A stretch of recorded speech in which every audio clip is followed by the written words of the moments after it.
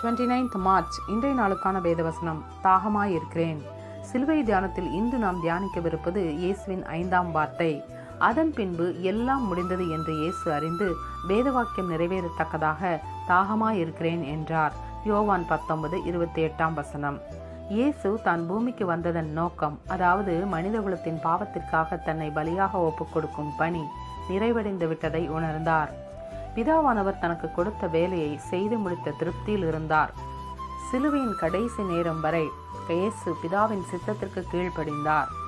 வெயிலின் தாக்கத்தினாலும் அவர் இரத்தத்தை இழந்ததாலும் ஏற்பட்ட தாகம் உடல் ரீதியான தாகம். மனிதர்களின் ரட்சிப்புக்காக அவர் அனுபவித்த துன்பத்தின் வெளிப்பாடுதான் ஆன்மீக ரீதியான தாகம். இயேசு தன் ரட்சிப்பின் பணியை முழுமையாக நிறைவேற்றி வேதாகம வார்த்தைகள் அனைத்தையும் நிறைவேற்றினார். இந்த வசனம் மூலமாக நாம் கற்றுக்கொள்ள வேண்டியது, நம் ஒவ்வொருவருடைய உள்ளத்திலும் தேவனை நாடும் ஆவிக்குரிய தாகம் இருக்க வேண்டும். ஆமேன். God bless you.